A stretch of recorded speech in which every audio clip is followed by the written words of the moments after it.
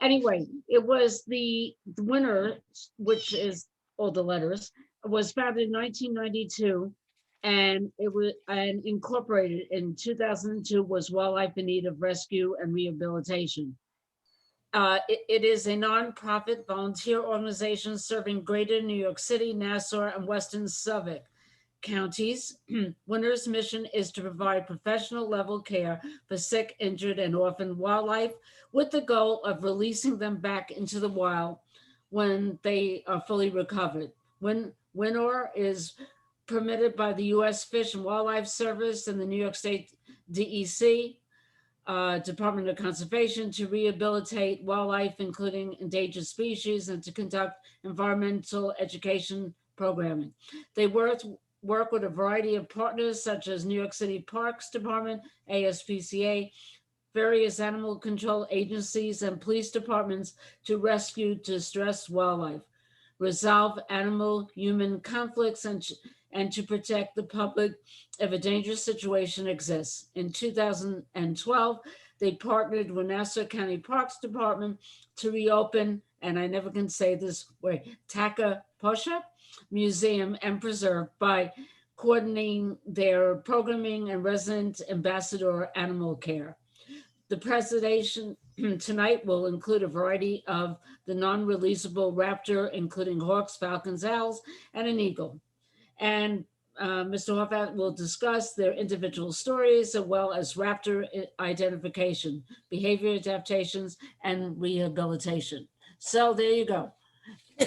Thank you for coming. Yeah, and when we Thank get you. started, would everybody go to the little view up in the top corner and click on speaker view and then mute yourself? Okay. Okay. And the mute is on the lower left-hand corner.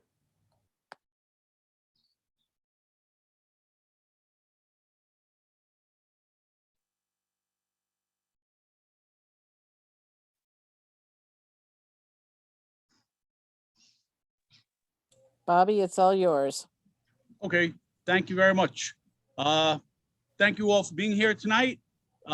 This is a first for us. I haven't done, I had a couple doctor's appointments that I've done over Zoom, but I've never done a presentation like this. So please bear with us. It's the first for us, first for the birds as well. I hope it all goes well.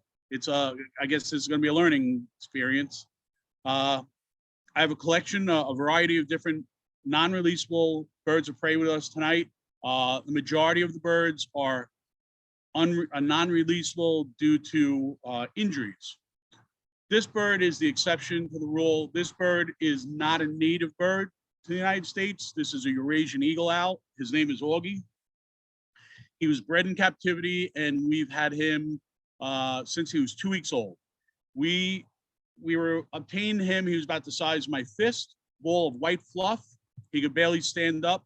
He lived in the house with us for the first 6 months of his life. So he's more of a family member than an ambassador, I guess you could say. He's a huge hit. He's extremely calm because we had the benefit of raising him from such a young baby. My daughter was 3 years old when we obtained him. She carried him around everywhere. We took him for rides. He went in the car. He would be on the front lawn. So people walking by, the mailman, deliveries, cars, trucks, horns. We exposed him to such a variety of things at such an early life. He's pretty much bomb-proof. Nothing really gets this bird stressed because we raised him from captivity and exposed him so much early on in life. Sadie, how old is he? He's 10 years old now? I believe he's 10 years old. Eurasian eagle owls are the largest species of owl in the world. There are a couple different subspecies of Eurasian eagle owls. This is a subspecies of eagle owls.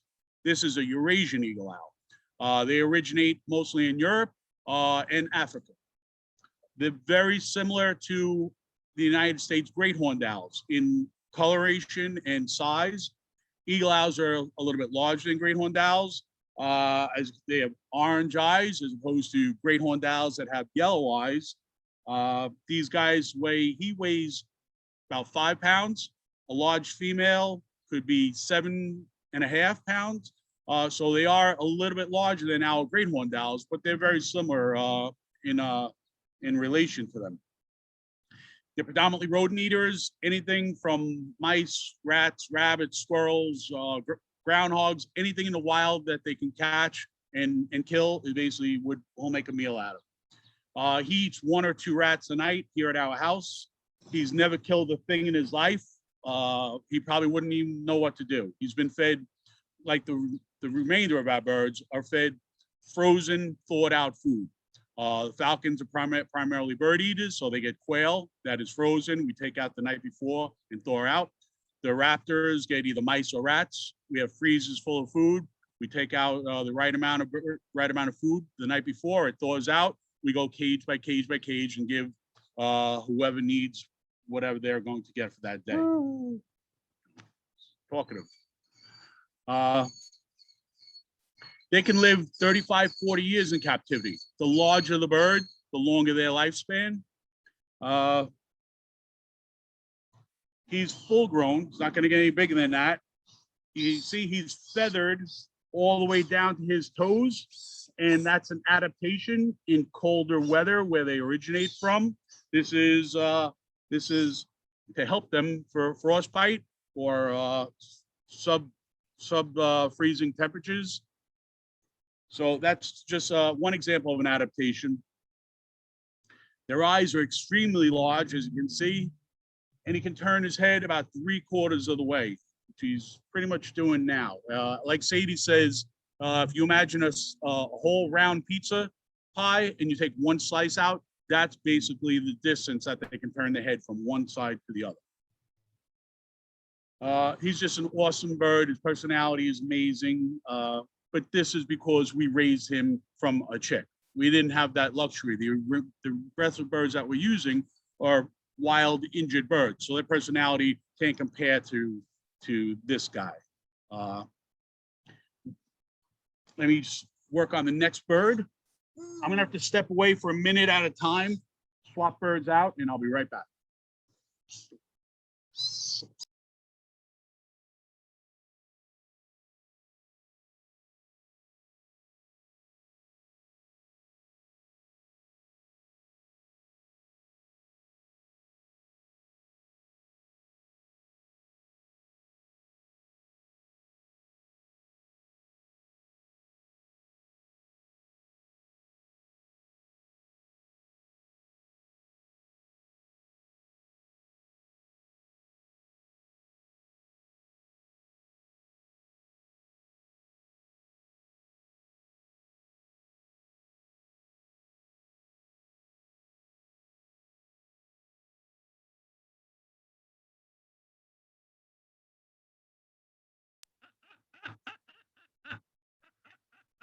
This is my most vocal bird that you're gonna have tonight. This is a female peregrine falcon. Her name is Outdoor. She's about 12 years old now. And as a fledgling, we rescued her. She suffered a wing injury to her left wrist. It never healed 100%. So unfortunately, she is non-releasable. Over the time that we've had her, she's become somewhat food imprinted. She sees me, she thinks she's being fed. Because we raised her, once she was deemed non-releasable, we handled her, got a use for people, and she sat on a glove where we would feed her. So when I put her on my glove, she looks at me, she chirps, thinks she's getting fed. So she's extremely vocal. I have no control over that. She sees me walking to the cage, she thinks it's feeding time. She already ate today, but they're eating machines. Falcons have a huge appetite, which makes them so trainable, and she would eat nonstop. Peregrine falcons are still on an endangered species list in New York State. We may be one of the last states in the country that they're still endangered. The rest of the country have pretty much removed them because they were close to being wiped out in the early 70s. They were on an endangered species list. They were reintroduced into the public by falconers breeding their captive bred birds and releasing them in specific spots. New York City has become a huge home and a favorite spot for peregrine falcons because of the bridges and high-rise buildings, which they prefer. It mimics their natural breeding where they would be on a cliff or somewhere up high that they prefer, usually near water. So most of the bridges, I'm pretty sure the Throgs Neck, the Marine Parkway Bridge, the Verrazano, right off the Brooklyn Bridge. There are breeding pairs all around those or on those specific bridges that we're aware of. It's quite dangerous when they raise their chicks because chicks do occasionally fall off. So when they do fall, they're falling quite a distance into the water.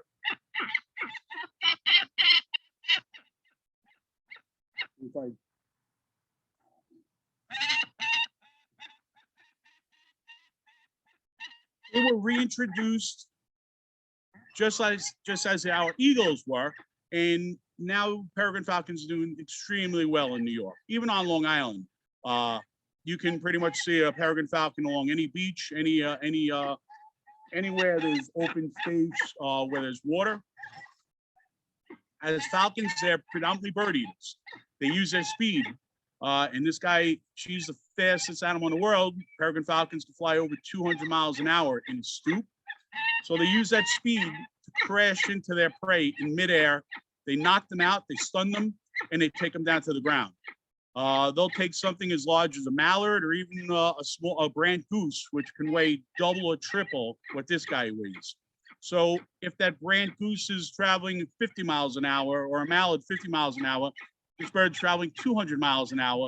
It just knocks it out of the sky using its speed and power, stuns it, takes it to the ground. And one of their adaptations is a notched beak. I don't know if you can see. They use that notch on their beak to sever the spinal cord on whichever bird that they stunned, and they leave that bird incapacitated, and they'll eat as much as that bird as they can and then fly off. They'll come back the next day if that bird is still around. If it hasn't been predated by something else, they will come back and eat more of it, but there's no way they're going to be able to consume a whole mallard or a brant goose, but they are able to kill them and to take them down. There are a number of breeding pairs on Long Island. New York City, there are breeding pairs, and there are new pairs every year. So they're doing very well in the lower part of New York State. Peregrine falcons are often used in falconry because of their ability, their speed, and their hunting ability. So they're a favorite bird of falconers, and they're extremely trainable.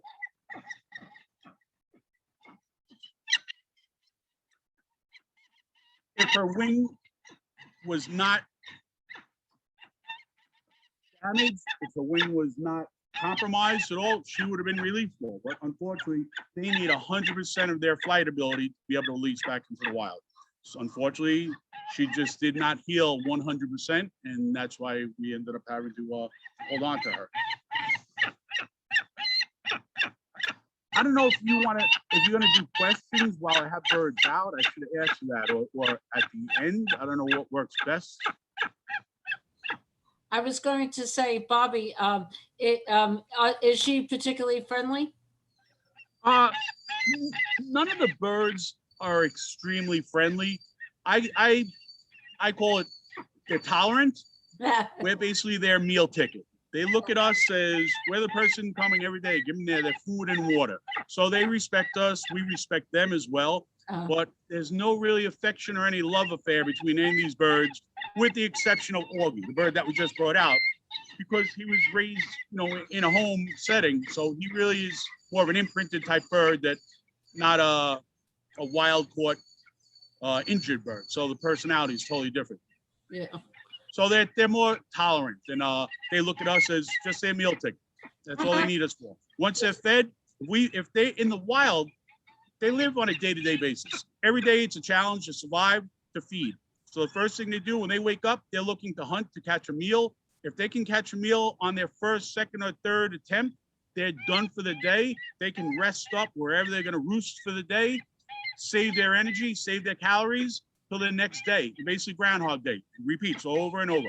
They may go a day or two, they have a bad hunting experience and maybe the weather's bad or inclement and lack of prey. So they can go a day or two without catching food.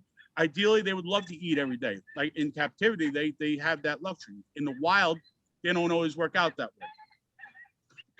At least 50% of birds that are born don't survive through their first winter. So to make it to an adulthood is quite a challenge for any bird of prey. But where it comes to relationship-wise, they don't look at us as anything more than that they Just a recognize. real second, yeah, Yep, that's pretty much the extent of it. yeah. I'm gonna walk him back over and grab another one.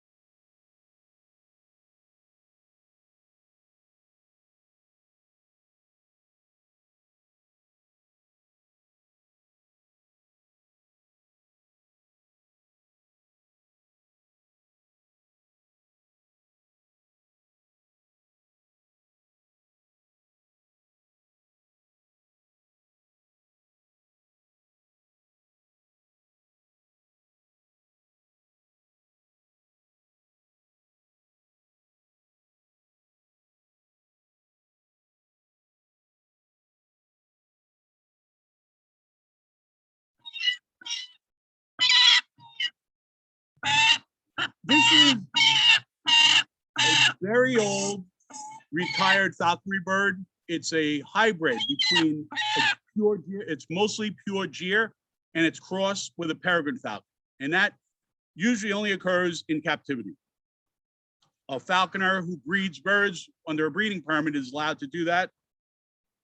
It's either a male or a female peregrine crossed with a gyr falcon.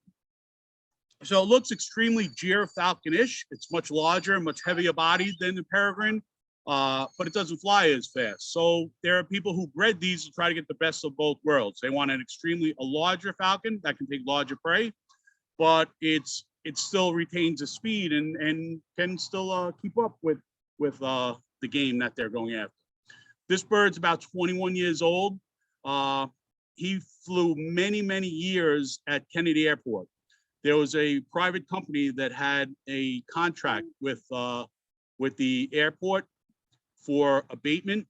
And basically what they did was use birds of prey as a non-lethal method to chase birds off the airport to keep the airfield clear and safe for planes to land. They incorporated falcons, hawks, even some eagles. From sunup till sundown, and the company would work. Birds would be in the back of the pickup truck, and we had a couple of radios. We would receive calls that there was a group of birds on a certain runway or approaching. We'd go to the back of the truck, take one of these birds out and put it up, and pretty much instantaneously, once these birds were put in the air, that flock of Canada geese or brant or stallings, whatever it was, would disperse. They're gonna fly away for their life. They weren't killed. These aren't hunting birds. This was a falconry bird, but it was used for a bait. So his reward was to be called back down to the glove with a whistle, and he'd be fed, and he'd rest again until we received another call. So at over 20 years, this bird is pretty old. Not really doesn't have the strength or conditioning to fly like that anymore. So he's a retired falconry bird, and we'll keep him here and keep him well fed and happy for the rest of his life. We do get gyr falcons very rarely. They're an Arctic bird. They live primarily in Canada, Alaska, Greenland. So they prefer the real cold weather, but winters we do occasionally get reports. That's called a rouse. When a bird does that, that's a sign of contentment.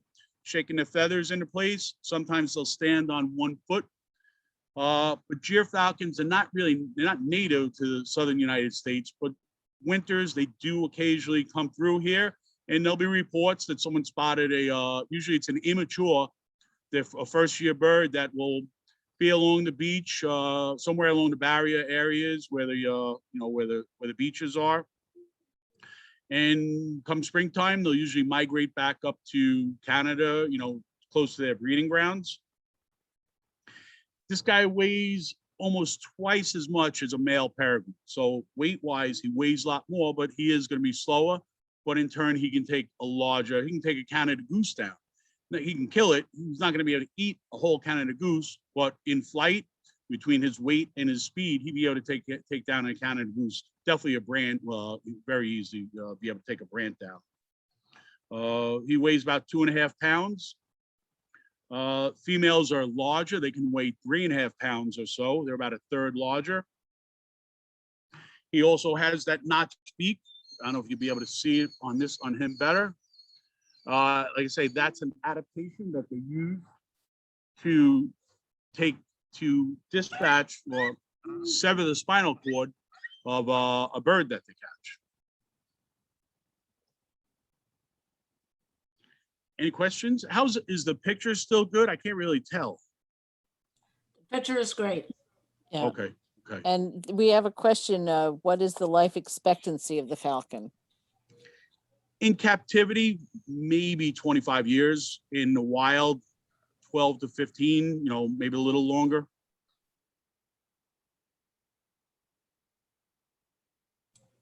You want to get the Kestrel seed? I'm going to switch to the next bird now.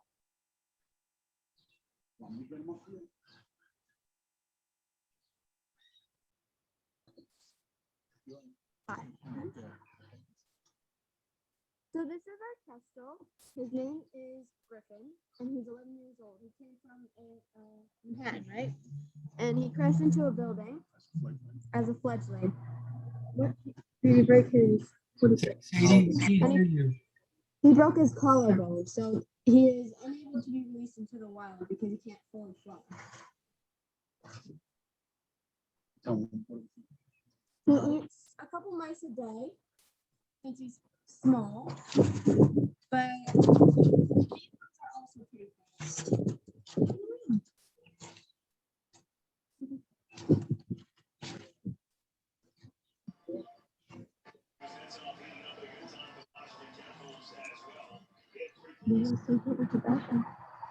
Not much about them.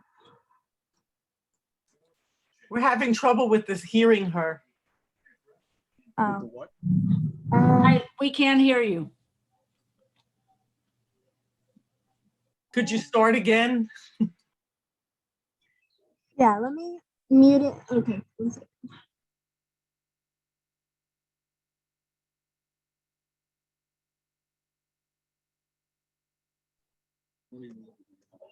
Okay. Can you hear me better? Okay.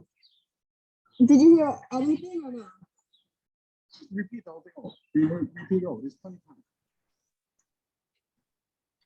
I can't hear anything. She needs to move over a little further.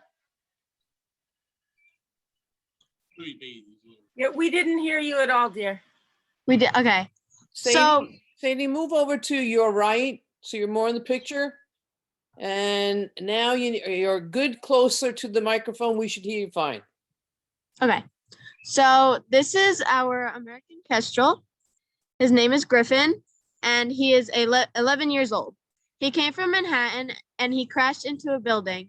So he broke his collarbone. So that's why he's not able to be released, because he can't fly fully. He can fly a little bit, but he wouldn't be able to survive out in the wild and catch his own food.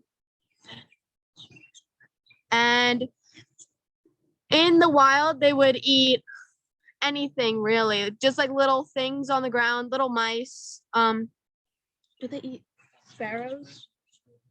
And they can eat small birds like sparrows.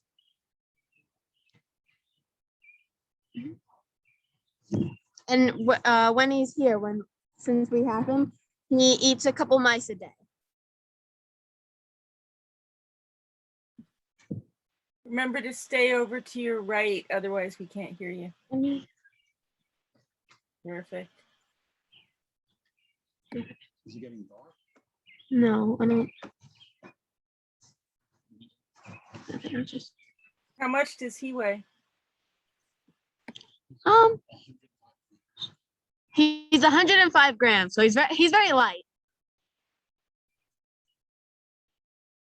And they're very fast when they fly too. They're not as fast as the peregrine, but they are a type of falcon. So. In New York, there's lots of them in the city. And then they will also be, where do you think they would be? Yeah, let me come in front. No, you stay there. Okay. You stay on the. No, you have to come in front. The majority of kestrels that we receive are New York City birds. I only know of one breeding kestrel family on Long Island, but they do very, very well in city setting. People have attempted to try to attract them, and they put up kestrel boxes, man-made boxes. I don't think in the city they've ever used a man-made box. They prefer small holes in buildings, in the cornice work, such as in brownstone buildings.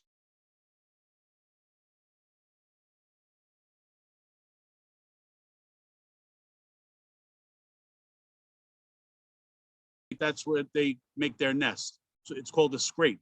They don't bring twigs or leaves or material like a songbird would.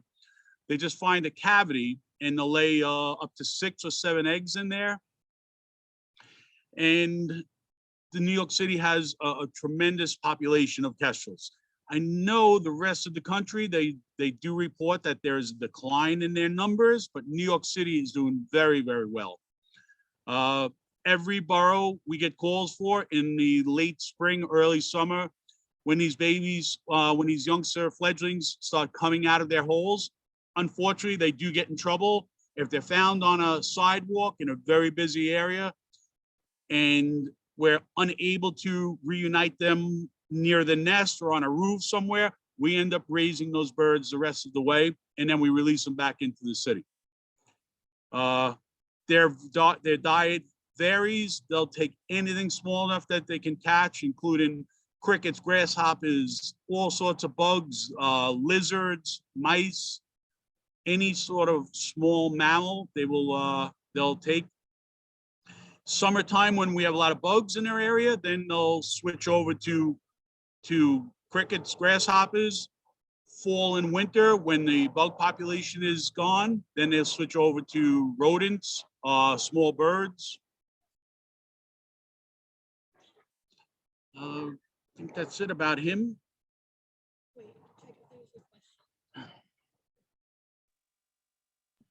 Bobby, was it a kestrel that you found in an air shaft recently? No, that was a juvenile red-tailed hawk. Okay. In the city, these older buildings that do have air shafts, the air shafts are common homes for pigeons, starlings, and juvenile red-tailed hawks, unfortunately, will follow those birds down into an air shaft, can't get back out, and now they're basically stuck in there. They spread their wings, and sometimes it's only 3 feet wide in those air shafts. The smaller birds have no problem getting in and out, flying out, but a hawk doesn't have the ability to fly back up. So we get, half a dozen calls a year, and it's usually a juvenile bird following a pigeon or a starling down into one of those air shafts. And we try to get them back out as soon as possible. Do you have a facility? Kestrels are found. Do you have a facility where you hold all these animals that cannot be freed? We can keep some of them if we already have, like the kestrel. We already have a kestrel. This spring, if we receive kestrel that's non-releasable, we'll try to place it with another nature center, zoo, sanctuary. There are certain birds that are extremely placeable that there's a desire for. Unfortunately, red-tailed hawks, great horned owls are so common. Every nature center has 2 or 3 red-tailed hawks. So those type of birds are harder to place. Do you offer tours of the facility where your birds are? Not the ones at our home. At the nature center, it's open to the public. So the nature center where some do live, they are able to be seen there. But when we work out of our house, we're a home-based facility. What's the nature center's name? Takaportia Preserve. Ah, okay, thank you.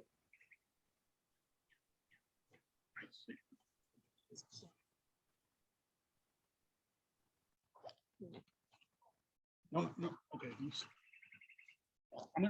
I'm gonna move into some light here. Can you move back a little? No light. Okay. Keep coming. Can you see that okay? Yes, we can. This is it's not balanced yet. There it is. This is Montana. He's a 2-year-old golden eagle. He's smallish for eagle size. He's just about 9 pounds. Unfortunately, we received him as a non-releasable bird. He came from Utah. And did I say Montana? Utah. Oh, this is my Montana. I apologize. This is Utah. 2-year-old golden eagle. He came from the state of Utah. At about 6 months of age, just after he fledged, unfortunately, he was electrocuted. He landed on a power pole and had both wings spread, and he touched the wrong combination of wires, and he was electrocuted. A bolt of electricity went in his right wrist, crossed over his body, came out his left elbow. So his right wing has permanent damage. I don't know if you're able to see his right wrist. Those feathers are gone, and they do not grow back in. So unfortunately, he's permanently non-flight. He's partially flighted, but he's non-releasable. Golden eagles are primarily a Western bird. They do come through New York on winters. They'll migrate through, and there might be 1 or 2 spottings a year of a golden eagle, but they don't live in New York. You know, they're not a permanent resident of New York State. They can live 25, 30 years.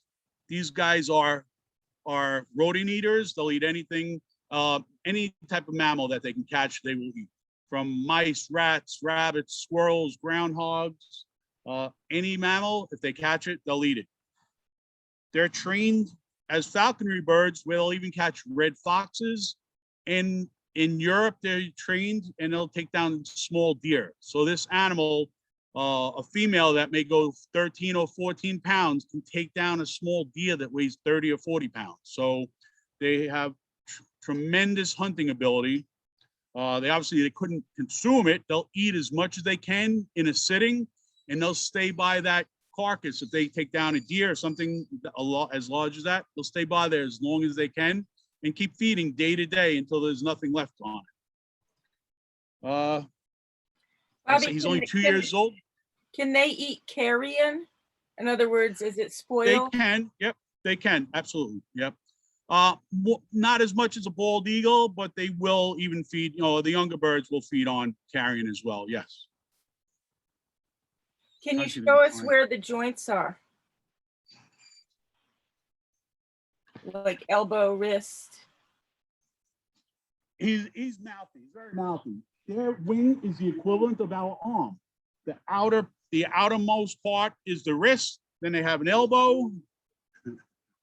But his right wing just never, the feathers start growing in and they grow in crooked, he pulls them out, and unfortunately that left him partially flighted. Do you see the choppy feathers on that side? I'm gonna grab my bald eagle quick before it gets dark. All right, here we Are all go. the people cooperative? Do they do it willingly? Most people did, we made t-shirts and we just had our rowers out on the beach asking people to, oh, look at this beauty. This is Montana. He's 11 years old now.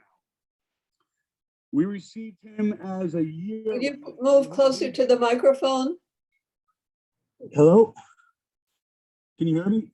Move to your right so the microphone picks you up. Hello? Can you hear now? That's much better. That's much better. Okay. We rescued him from out in West Hampton. I received a call on a Friday. It was about 4:30. Someone described a large brown bird hopping around on a beach. I assumed it was going to be an osprey because there are numerous osprey nests out on Dune Road. So I thought it was going to be a fledgling osprey. So to my surprise, there was a large brown bird, but it was a fledgling bald eagle in the Hamptons 11 years ago. I got him home. I called up the vet's office. I asked her if she could stay open, and she stayed open late for us because it took me about 2 hours to drive back home.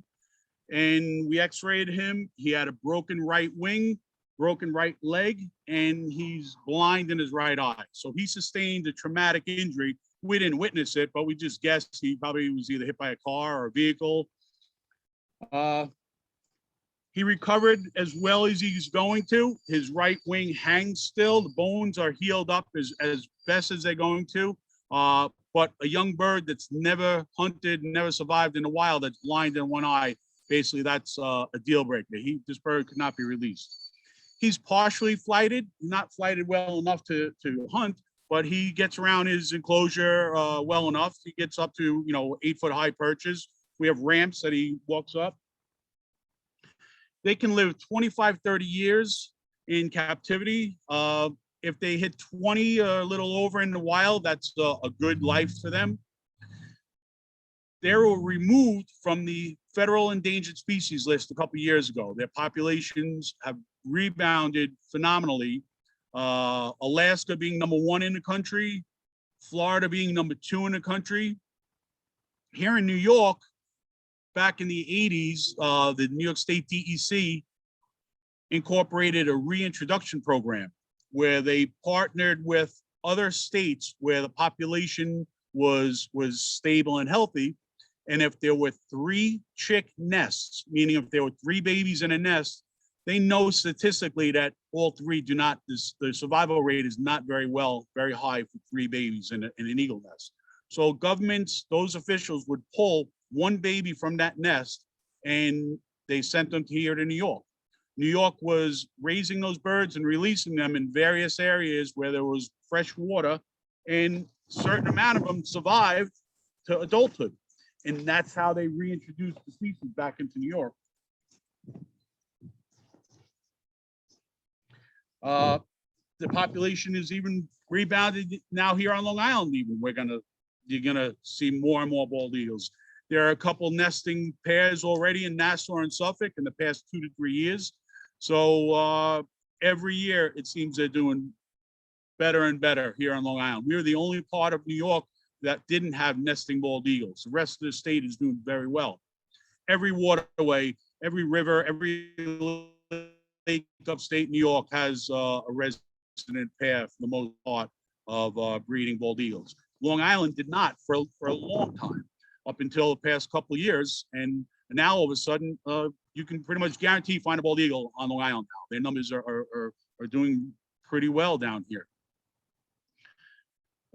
They're mostly fish eaters. So that's the reason why they nest in close proximity to a body of water. About 90% of their diet is fish. So the babies are raised on fish all day long. They're fed basically fish. They will bring in an occasional mammal, but these guys do eat carrion. They will eat off roadkill, a deer carcass in a field or a deer on the side of the road. An eagle will eat on for days until there's nothing left on those bones. So they'll hang around. If there's a deer hit by a car or a deer dies somewhere, and these guys find them, they will stay close by and eat as long as there's still food left on that. So these guys are scavengers in that sense. They don't have to kill a deer, but they will eat it for as long as there's still food there. But they're predominantly fish eaters. They raise their babies mostly on fish.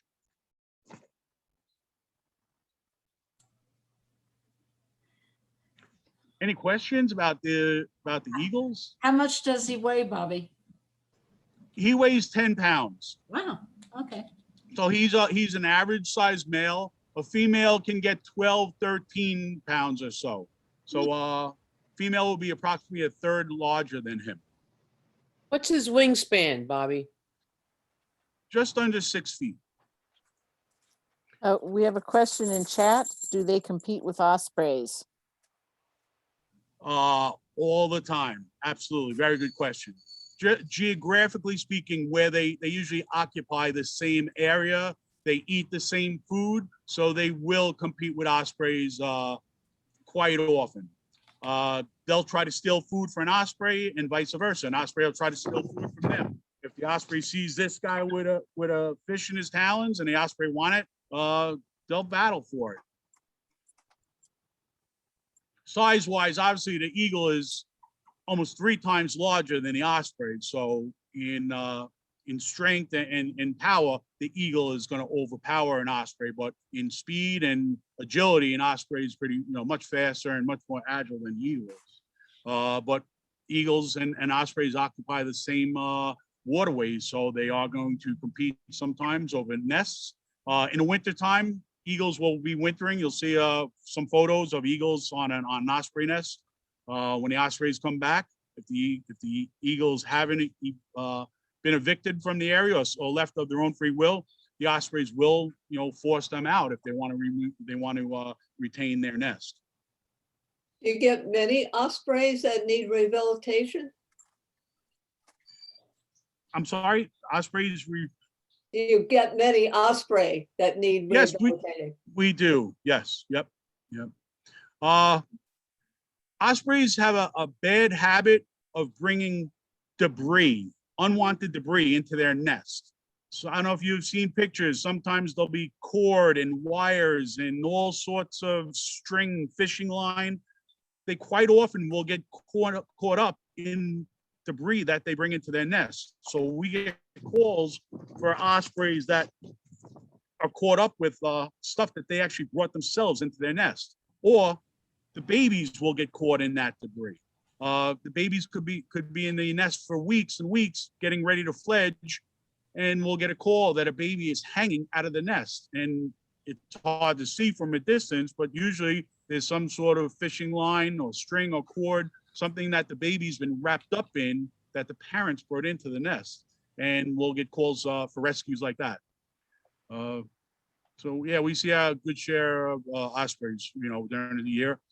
They come up in April, end of March, early April. The ospreys start coming back to Long Island. The males usually show up first. They'll go to the nest site area to scout out the nest area, and then the females will follow a couple weeks later.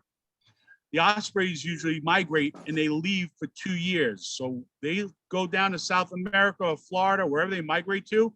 They'll stay there for 2 seasons, 2 years. When they come back, they're full adults and they're breedable at that age, and they'll try to return to within 5 miles or so of their nests, of their original nest.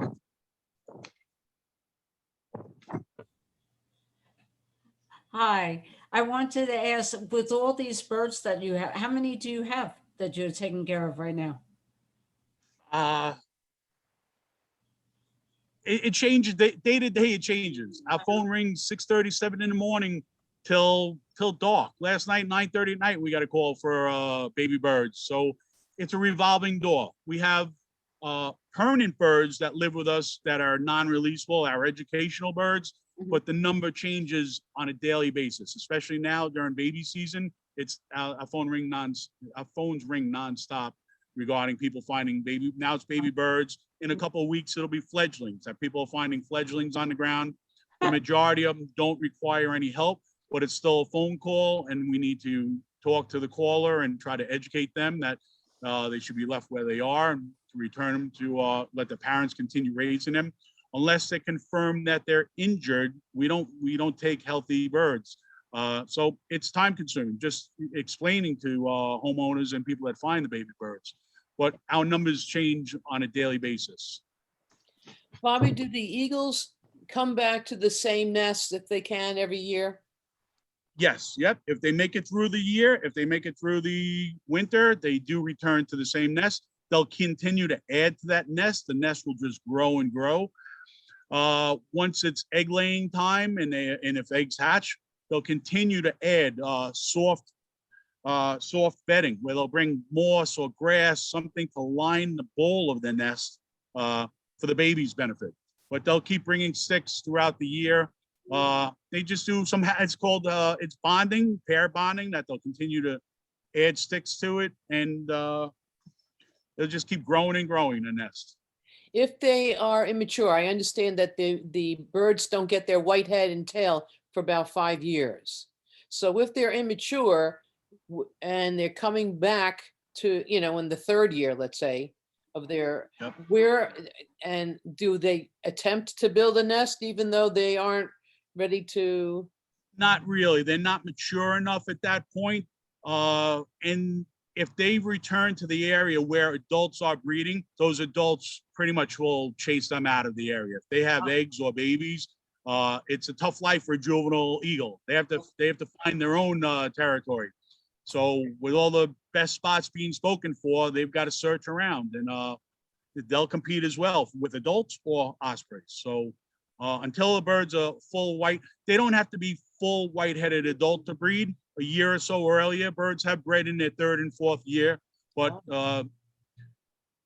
biologically speaking, you know, the scientists say it, you know, a white-headed adult bird is what it takes. But there have been birds partially white-headed, their transitional year, that they're not quite full adult, but they're still breedable at that age. They're between 3 and 4 years old. Thank you. One of the questions Sure. I wanted to ask Bobby was, I've had programs when I was with the Adirondack Hiking Club, and they Okay. would say that who takes care of the birds if you need to get away, you and your wife? Going away is not an option. Option. That's what I thought you were gonna Unfortunately, say. it's the life that we choose, and we have there are some qualified people who, if we have to leave for 24 hours, if we have to get away for something short term, but honestly, I haven't had a vacation in 20 years, a long-term vacation. That's what the other person said too. It's a commitment, it's passion, it's something we love doing. It's part of our day-to-day life. We live this 365 days a year. We just love doing it. It's something that it's a calling, and I don't think you just wake up one day and at 30 years old or 40 years old or 50, say, oh, I think I'm going to start rescuing what, you know, it takes a lot of commitment. Mhm. But there are people who do it on small levels, and we're appreciative of them. Whether you're taking one litter of squirrels or one nest full of robins, every little bit helps. You don't have to be, you know, you don't have to have a huge center to be able to make a difference. I wanted to ask you, between the gold eagle and the bald eagle, who's the more aggressive? The golden eagle. Yeah, he looked Golden aggressive. He looks more He's aggressive. a goofball. This guy, he's mouthy because he was hand fed. He was so sick. We fed him for weeks. We had to cut up food 3 or 4 times a day. Sick animals, when they're debilitated like that, you don't let them fill up on huge meals. So you give them multiple small meals a day. And he didn't even have strength to tear food apart. So we were hand feeding him for weeks until he had the strength to self-feed. Over that time, he learned a bad lesson that he sees a hand coming, he thinks food's coming. So he sees my hand, he goes down thinking he's getting fed. Even though it's years later, he'll still take food from our hand. The other thing is, you know, of course, you know, people know at early dawn and, you know, later in the afternoon is when birds feed a lot, animals. But I found that I think that hawks in particular like the later morning for feeding. Hawks, they'll eat twice a day if they can, you know, mid-morning, and then they'll, especially come summertime, most birds try to conserve their energy. When it's 90, 95 degrees out, they don't want to be flying around in the heat of the day and Right. burning up a lot of energy. So they'll attempt to catch a meal early in the morning. Uh-huh. And if that doesn't work, come 5:30, 6, 7 o'clock, when the temperatures cool down, they'll try to get a meal before they go to sleep for the night. So Right. they will hunt, you know, twice a day, but during the middle of the heat, the middle of the day, at the hottest point is where they basically shut down, and they'll stay in the shade of a cool place somewhere where Yeah. they can find it. Well, thank you. You're welcome. Bobby, if it isn't hot, let's say fall, kind of cool all day long, will they Yeah. hunt all day? Yes, yeah. Until they're until they catch something. If Okay. they catch something, they're done. They can sit back and relax. So the pandemic has really affected lots of, besides just the obvious things. We haven't done a program in over a year. So the birds, some of the birds are a little more antsy than they normally are because they haven't been out, they haven't been handled. Oh, there's crows flying. There's a dozen crows flying over. The birds just haven't been handled, haven't been out on a program in quite a while. So I'm happy that they did okay. The more we handle them, they get used to the routine. They're just out of their routine because they've been just fed and sitting back lazy. So if the things open up and we start doing programs again, birds they get used to being handled and the routine again. So it's been quite a while since these guys have been out. Can I ask a question about fishing line? And is it illegal for them to leave it? And can we call the state DEC if we see it? Can we do something about it? I don't believe it's illegal. I mean, it's lazy, it's irresponsible. If they know someone left there and they're able to retrieve it, then I think it's their responsibility. If they're going to be friendly, environmentally friendly, they should be, picking up after themselves. But where it comes to legalities, no, it's not a. Say, can you get that stick out of?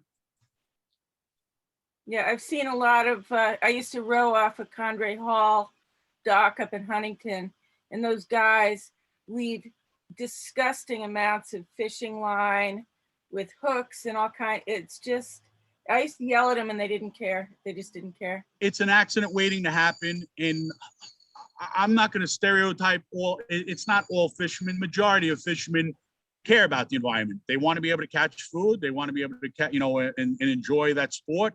So it's a small amount.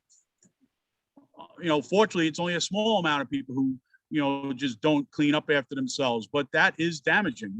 Swans, Canada geese, mallard, all sorts of, waterfowl get caught in that stuff. We get calls all the time for fishing line and hooks. An eagle can pick up it. You leave something out, and if an eagle could pick up something with a hook in it. We've seen it on the centerport eagles.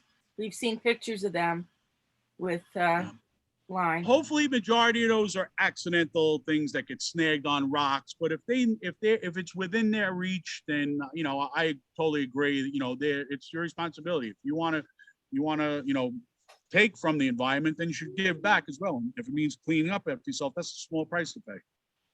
Is there grant money available to support the kind of work you're doing? No, there's very, very little money available. Unfortunately, wildlife rehabilitation is not funded. Very, very little funding available. Education is funded.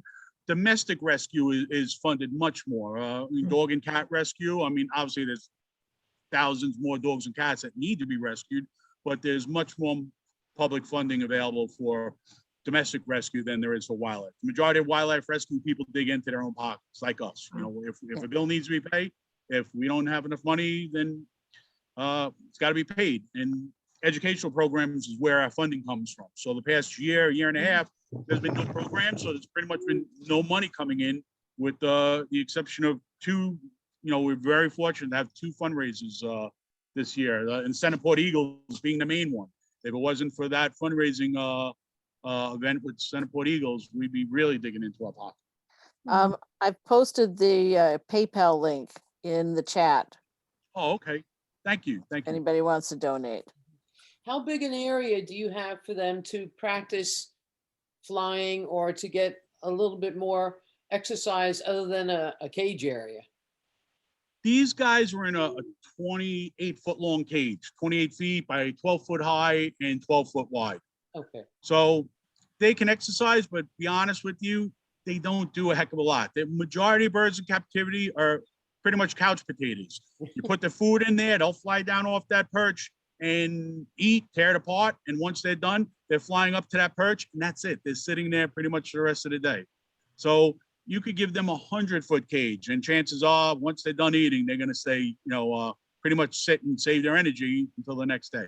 Is this at Portia? Yes, yeah. The the bigger the better. I mean, you could never have too big a cage, but most non-releasable birds, especially injured birds that have a wing injury, they're not flying around a lot.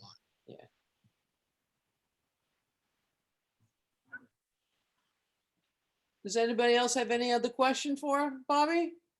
Yeah, Bobby, you must have a lot of good tales to tell about your reclamation or your release of the birds. Why don't you tell us about some? What story? See, we deal with New York City a lot. We were the only pretty much outlet for New York City before another organization opened up.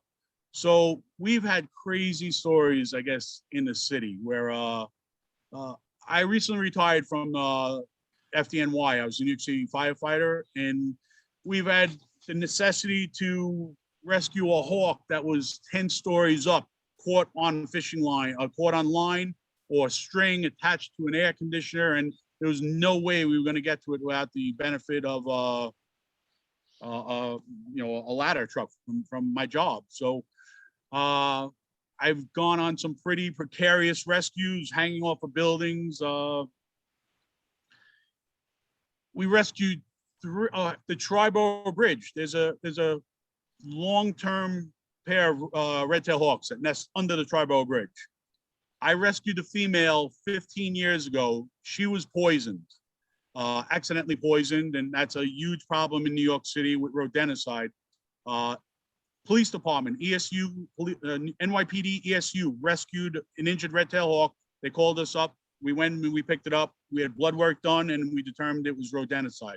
We treated that bird, successfully released her back at that spot, and I banded her. So I have a federal banding permit. So we do ban some of our releases so we can monitor. That bird had babies 6-7 more years.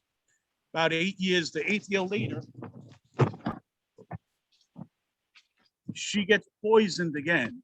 There are certain areas that are notorious. There are certain parks that have a huge problem. If there are people feeding other animals, it attracts rats, and the parks are forced to use rodenticide. This red-tailed hawk, the one that I banded, is found poisoned again. Unfortunately, she didn't survive that year. So the male took off, abandoned the nest, and we went up in the truck. We removed eggs. We incubated those eggs, and we were able to release those babies. But it's 100 feet up underneath the Triborough Bridge. There's a new female there. 2 or 3 years ago, the Transit Authority, it's the MBT, Metropolitan Bridge and Tunnel Authority. They run the bridge. They found a baby hawk underneath the Triborough. I know where the nest is. That bird had flounce. Flounce is a parasite that lives within certain birds like pigeons, mourning doves, any communal social bird like that. One of the babies had flounce so bad it was impacted down its throat, couldn't feed anymore. It was starving to death. So basically we assessed the other 2 babies still up in the nest had it as well. We got the fire department. We were able to go up into the nest, pull those 2 other babies out. We were able to rehab one of the babies. So 1 out of the 3 with medication did survive. Unfortunately, 2 did not survive. But there's crazy nesting places in New York City on fire escapes and air conditioners, and there are red-tailed hawks all over picking very non-traditional nesting spots that become troublesome.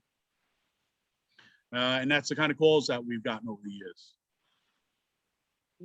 Is there anything that can be done with electric poles? Because I know a lot of juvenile birds get electrocuted. Is there a way that they could make that safer? It's more of a reactive policy as opposed to proactive here on the island.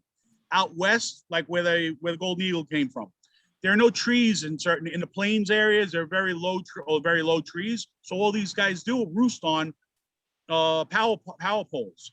So they do their best. They do insulate them. They put plastic domes around them so that when the birds do land, that they don't. Here on Long Island, it's basically just the Ospreys that get in trouble. that have been electrocuted or even started fires. It can, I mean, in a real extreme case, they can short out wires and blow up a transformer, and the nest can start a fire. You can knock out a grid, and homes and businesses will lose powers. So I guess it's PSE&G they'll respond if they're notified of a problematic situation, but we just have too many elevated poles for them to safe-proof every pole on Long Island. So they basically do it along waterways where ospreys are nesting, where they can cause a potential problem. So it's more reactive response as opposed to proactive. They go to the ones where the ospreys have chosen to nest on. There was the same one in Howard Beach, Queens, right near Jamaica Bay Sanctuary. There's an osprey nested on a 75-foot pole. So what they did was 15 feet away from it, they erected a brand new pole. They put a nest box up there, and the ospreys the following year, they'll never go back on the pole where the live wire is. They use that. So it does work. If you give them the alternative, they give them an alternative nest site, it does work. Thank you. You're welcome. Excuse me, I'm just gonna throw him back on a perch. I don't know if you've got any questions, I'll be happy to ask. Bobby, I want to thank you very much. It was wonderful having you and seeing the birds and experiencing a Zoom outside. That was fabulous. Thank you. It's odd for us. It's like I say, it's my first time. I hope it presented well, and it was a learning experience. It's hard. It's not talking to a live audience. There's no one here, so it's it's different for me. You did a fabulous job. You did very well. Thank you very Kudos much. to you. Is there any other questions from anybody? Sure, I want to ask something. Bobby, you teach at or give education seminars about the birds at Takaposha? Yes. Yes, you do. Okay, thank you. We do off-site programs. We go to schools, libraries, nature centers. We go to other places. Right. On the past year and a half, we haven't, but that's how the fundraising predominantly is done, through presentations like that. Okay, thank you. Some big events in the city. Here on Long Island, the Scottish Games is a large event, but it's been canceled.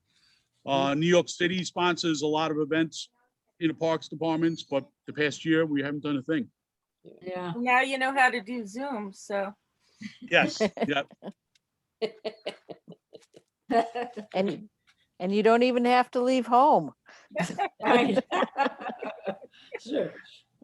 Hey, Bobby, I have a crazy question. Do people with small pets, dogs and cats, need to be careful of these raptors?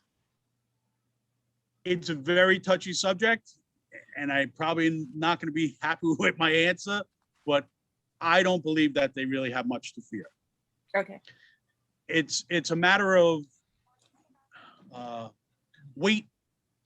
A 3-pound hawk can't carry away a 5-pound chihuahua or a 4. It just can't happen. Can a bird come down and grab your dog? Yes, that can happen, and it has happened in very, very rare occasions. Usually it's around breeding time when they're protective. If you know that you have a great horned owl nest in your area or a red-tailed hawk nest in your area, the parents become protective mode. If you have a dog off leash, that can they're not looking, that's more of a threat to the birds. They're not looking to eat your dog. There's plenty of squirrels, rabbits, mice and rats or pigeons out there that is a much, much easier meal that they can fly away with. So people will debate this all the time. People will send me emails that there's a dead cat in an eagle nest. And yes, that can happen. I don't know if that eagle killed that cat or did that cat get hit by a car and it was roadkill and the eagle brought it back up. Or a great horned owl will grab a cat. There are pictures out there. I'm not saying it never happens, but the chances, you probably have a better chance of getting struck by lightning than a hawk grabbing your dog. Here, that's just my opinion. Good to know. Thank you. Good. It's good. I mean, if you have a small dog and if you live in an area, then it's good to be conscientious and on top of things. You can let your dog out and a possum can be in your backyard, or a raccoon might be passing through your backyard. They can do a lot more damage in a fight, but people don't consider that. They just all of a sudden it's like people have warnings about oh, there's a lot of hawks on Long Island. There's always been a lot of hawks on Long Island. Mhm. It's just not the threat that I think you really need to, lose sleep over. You have a brand new puppy that's a pound to 2 pounds, I wouldn't leave it unattended regardless, but, or a kitten. A kitten, yes, something like that. If you have a kitten or a 1 pound puppy that's that big, a bird could potentially, but there's so much other prey out there. They're not looking for your dog to carry away.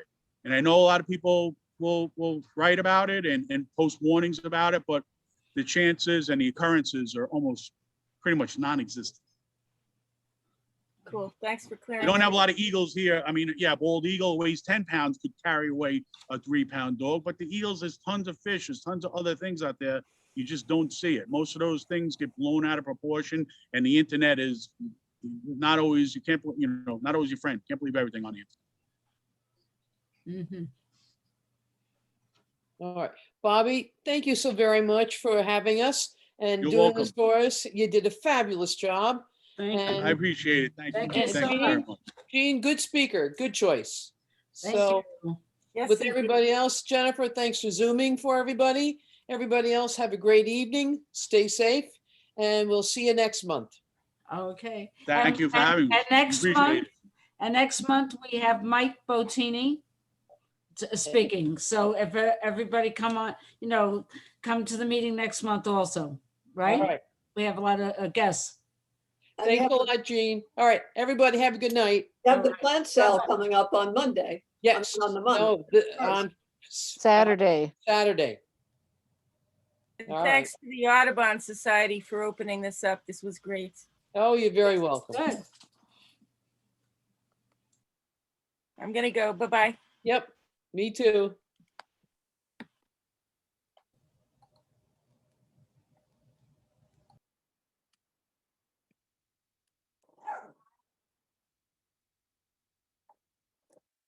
Jim, the recording will be on our YouTube channel. I'll send out a link to everybody who attended.